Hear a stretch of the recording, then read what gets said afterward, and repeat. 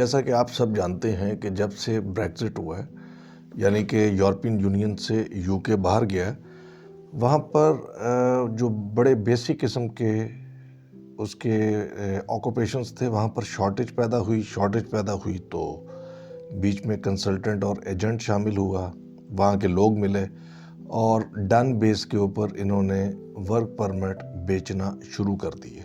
ठीक है, ये डन भी होता था और इस पे फैमिली भी साथ चली जाती थी। बड़ा मज़े का काम इन्होंने बनाया था, लेकिन इसके नाम पर फ्रॉड भी बहुत होता था, ये भी याद रखें। तो गार्डियन की न्यूज़ थी, गालिबा 5 पॉइंट पॉलिसी है यूके की इमिग्रेशन के ऊपर, यानी कि वर्क वीज़ा पर आप लोग जो अपनी फैमिली लेकर चले जाते थे या आप लोग बड़े आसानी से स्टूडेंट के ऊपर फैमिली लेकर चले जाते थे, तो उसमें उन्होंने बड़ी ड्रास्टिक चेंजेस किए हैं, यानी कि बिल्कुल बदल के रख दिया उस पूरे सिस्टम को। तो मैंने कोशिश की है अपने तौर पर ये 5 पॉइंट आपको एक्सप्लेन कर सकूं। तो वन बाय वन ज़रा आप इसकी एक्सप्लेनेशन और इसको समझ लेते हैं कि अब आपके साथ क्या होने वाला है और जो गए हुए हैं वो क्या हो रहा है उनके साथ। ये याद रखें कि बड़ा सख्त इस वक्त क्रैकडाउन जारी है जो आपके केयर होम्स हैं उनके ख़िलाफ़, जो उन्होंने वीज़े बेच दिए, बंदे वहाँ पर जॉब नहीं कर रहे। तो जो लोग 1-1 करोड़ रुपए लगाकर यूके गए थे, अल्लाह ना करे, क्योंकि बेचारों के पैसे लग गए हैं, लेकिन अच्छाई अब उनके लिए नहीं है, बड़ा मुश्किल काम है। इसलिए सोच समझकर फ़ैसला किया करें। अब ज़रा पॉलिसी सुन लें उन्होंने किया क्या। सबसे पहले ये किया है कि हेल्थ के अंदर ये होता था कि हेल्थ केयर के लोगों ने इंडिया पाकिस्तान में बहुत वीज़े ख़रीदे। यूके ने ये देखा कि यार मसला ये है कि ये जो लोग आ रहे हैं ये हमारे सिस्टम को एब्यूज़ कर रहे हैं और एक्सप्लॉइट कर रहे हैं, बजाय इसके कि ये हमारी हेल्प करें, ये हम पर बोझ बनते जा रहे हैं। वो किस तरह बन रहे हैं, अब ज़रा गौर से सुनिए। उन्होंने लगा दिया बैन। अब जो हेल्थ केयर का आप वीज़ा बाय करेंगे उस पर आप सिंगल जा सकते हैं, ना आपका स्पाउस जा सकता है, ना आपके बच्चे जा सकते हैं। Family visa ban, number 1। अच्छा, अगर आपने फैमिली लेकर जानी है तो वो फिर केस टू केस उस पर रिव्यू होगा।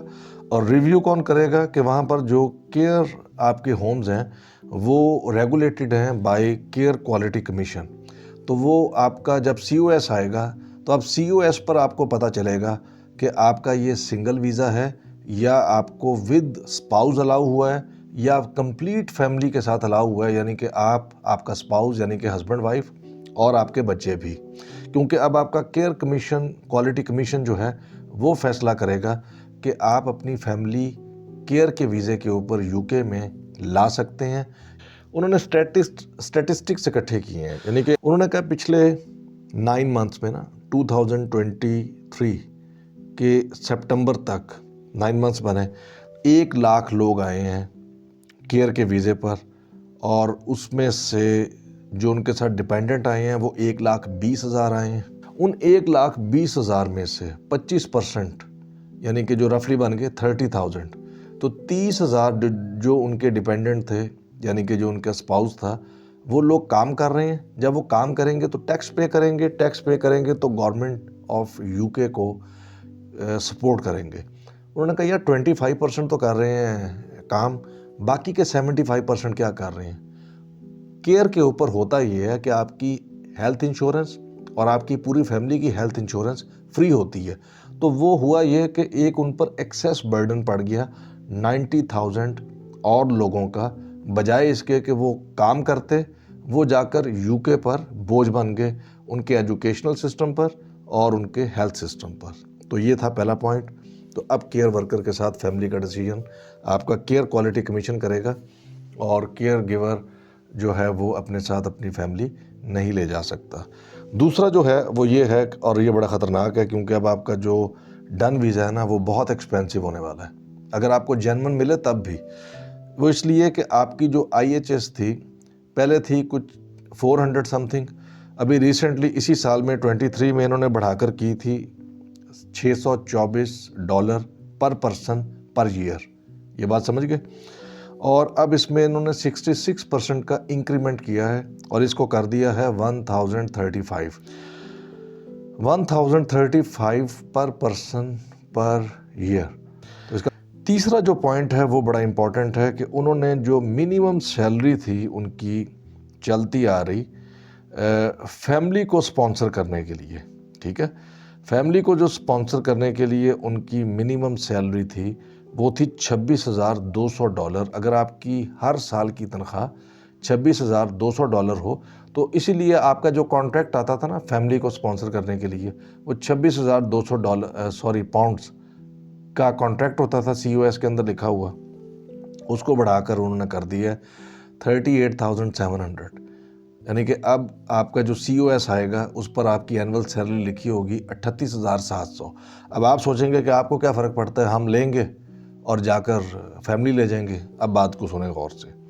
पहली बात यह है कि ये जो सैलरी का इन्होंने इंक्रीज़ किया है हेल्थ केयर सेक्टर के अलावा बाकियों में इंक्रीज़ किया है, नंबर 1।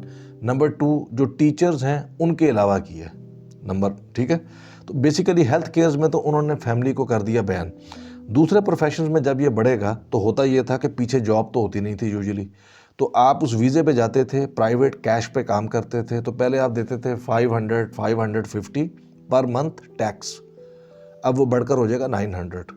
तो मैं जो बात कर रहा हूँ ज़रा कैलकुलेट करें कि वो 300 पाउंड जिसके अंदर आप पूरा महीना अपना किसी तरह मैनेज कर लेते थे या कम से कम 3 वीक्स, अब वो आपको एक्स्ट्रा टैक्स पे करना पड़ेगा, इसलिए कि आपकी सालाना तनख्वाह जो शो की जाती थी 26,200 उससे बढ़कर अब हो गई है 38,700 पाउंड। जो मिनिमम वेज था ना यूके का वो था 18,600। ये 2012 से चलता आ रहा था, यानी कि 18,600 पाउंड पर ईयर ये मिनिमम वेज रेट था, वहाँ पर देना ज़रूरी था। ये 2012 से चल रहा था, अब उन्होंने इसको बढ़ाकर कर दिया है 38,700 क्योंकि इन्फ्लेशन बहुत हो गई है। लेकिन केयर गिवर्स अभी भी कम सैलरी पर रखे जा सकते हैं। नंबर 2, केयर गिवर्स के साथ टीचर्स भी कम सैलरी पर रखे जा सकते हैं क्योंकि ये शॉर्टेज वाले प्रोफेशन है। नंबर 3, ये फैमिली अपनी नहीं ले जा सकते जब तक आपकी सैलरी अब वहाँ पर यूके में 38,700 पाउंड पर ईयर नहीं होगी, इसका कॉन्ट्रैक्ट नहीं। केयर के ऊपर वैसे भी उन्होंने फैमिली का बैन लगाया क्योंकि केयर के अंदर आपका यानी कि मेन वर्कर का और उसकी पूरी फैमिली का सारा फ्री होता है हेल्थ इंश्योरेंस। साथ उन्होंने हेल्थ इंश्योरेंस बढ़ा दी। तो उन्होंने बेसिकली आपकी जो इमिग्रेशन, आपकी जो यहाँ से मूवमेंट थी इंडिया पाकिस्तान से, उसको उन्होंने चेक किया है, रोका है, पाबंदी लगाई है उस पर ताकि आप इतनी आसानी से वहाँ मूव ना कर सकें। अब नंबर 3, उन्होंने ये कहा कि जब हमने सैलरी इंक्रीज़ कर दी है 18,600 पाउंड पर ईयर से बढ़ाकर हमने उसको कर दी है 38,700, तो उन्होंने अपनी एक कमेटी बनाई है कि अब आप रिव्यू करें कि इस सैलरी पर यानी कि 18,600 पर तो गोरा काम करने के लिए तैयार शायद ना हो, लेकिन 38,700 जब पर एनम उसको सैलरी मिलेगी, ये असल में उनका एवरेज वेज रेट था बाकी प्रोफेशंस के लिए। ये जो फॉरेन वर्कर है ना, ये शॉर्टेज वाले कैटेगरी में रखा जाता है, बगैर शॉर्टेज वाले कैटेगरी में नहीं रखा जाता। तो जब बाकी सब प्रोफेशंस में केयर और टीचिंग के अलावा ये वेज रेट बढ़ेगा तो क्या होगा, गोरा काम करने के लिए तैयार हो जाएगा। उन्होंने कहा यार लिस्ट में जितने प्रोफेशंस हैं तो अब चेक करो कि कितने हमारे गोरे भी काम करने के लिए किस किस प्रोफेशन में तैयार हो गए हैं। तो जो प्रोफेशंस शॉर्टेज वाली लिस्ट में से निकलते हैं उनको निकालो। तो इसका मतलब है कि शॉर्टेज वाली लिस्ट में पहले जितने प्रोफेशन ज़्यादा थे अब वो उतने ज़्यादा नहीं रहेंगे, तो वर्क वीज़ास बहुत कम मिलेंगे, बहुत एक्सपेंसिव हो जाएगा। अब ये आपकी रीच से तकरीबन बाहर हो जाएगा। 5वां पॉइंट उन्होंने जो किया है वो मैंने उस पर एक अलग वीडियो भी बनाई थी। उन्होंने जून जुलाई के अंदर स्टूडेंट वीज़े को थोड़ा सा स्ट्रिंजेंट किया, जो बेसिकली इम्प्लीमेंट होगा अभी जनवरी 2024 से ऑनवर्ड्स, ठीक है। उन्होंने ये किया कि जो मास्टर्स के स्टूडेंट आते थे उन पर पहले तो ये था कि फैमिली लाते थे, लेकिन फैमिली में उन्होंने क्या चक्कर चलाया था कि ख़ुद और फैमिली के साथ मिलकर काम करते थे और पढ़ते नहीं थे। तो उन्होंने कहा यार हमारी क्वालिटी ऑफ एजुकेशन को ये लोग डिस्टर्ब कर रहे हैं, तो हमारा बड़ा नाम है, तो ये फैमिली मेम्बर्स अब नहीं ला सकते। कब तक नहीं ला सकते, जब तक कि ये अपना कोर्स वर्क कंप्लीट नहीं कर लेते। नंबर 2 ये है कि उन्होंने ये चेक किया है कि तकरीबन हमने जून 2023 तक यानी कि इस साल में 2023 में 98,000 पोस्ट ग्रेजुएट वर्क परमिट दिए हैं, ठीक है। अब जो मास्टर्स का स्टूडेंट आएगा उसको वर्क परमिट भी नहीं मिलेगा। वर्क परमिट उसको तब मिलेगा जब वो अपना रिसर्च की तरफ चला जाएगा, कोर्स वर्क ख़त्म कर लेगा। फिर एक और बात जो इसमें नहीं है, मुझे एकदम याद आ गई, मैंने जब पिछली वीडियो बनाई थी वो, उसमें ये था कि फैमिली मास्टर्स वाला ला सकता है, लेकिन ये डिपेंड करता है कि उसका एडमिशन कहाँ हुआ है। ऐसे है कि यूनिवर्सिटीज़ की ना ग्रेडिंग होती है हर कंट्री में। जैसे पाकिस्तान में कायद-ए-आज़म यूनिवर्सिटी, नस्ट, लम्स, ये टॉप की यूनिवर्सिटीज़ हैं। आईबी कराची, आईबीए और इस तरह से और कुछ इदारे हैं जो टॉप के होंगे। तो इनको कहते हैं, जो टॉप के इदारे होंगे इनको कहते हैं टीयर 1। ये वो वाला कनाडा वाला टीयर नहीं है, ये TIER टीयर है, ठीक है। उसके बाद जो इनके बाद अदारे आते हैं उनको कहते हैं टीयर 2, फिर आते हैं टीयर 3। तो जो टीयर 1 होंगे यानी कि यूके के टॉप के अदारे जैसे Oxford university, Cambridge, London school of economics और इस कैलिबर के, अगर वहाँ पर आप मास्टर्स में जाते हैं तो आप शुरू से ही अपनी फैमिली साथ ले जा सकते हैं, आपको पोस्ट ग्रेजुएट वर्क परमिट भी मिलेगा। लेकिन वो लोग जो टीयर 2, टीयर 3 की यूनिवर्सिटीज़ में जाएंगे उनके लिए ये पाबंदियाँ हैं। नंबर 3 ये है एक और चीज़ स्टूडेंट वीज़े के हवाले से कि अब स्टूडेंट वीज़े को वो और ज़्यादा सख्त कर रहे हैं। पहले वो जो बड़ा आसानी से आपको 2 इयर्स का पोस्ट ग्रेजुएट वर्क परमिट देते थे, शायद अब वो उसको भी रिड्यूस करके कोई 1 साल तक लाएं, 1.5 साल तक लाएं या 6 महीने तक लाएं।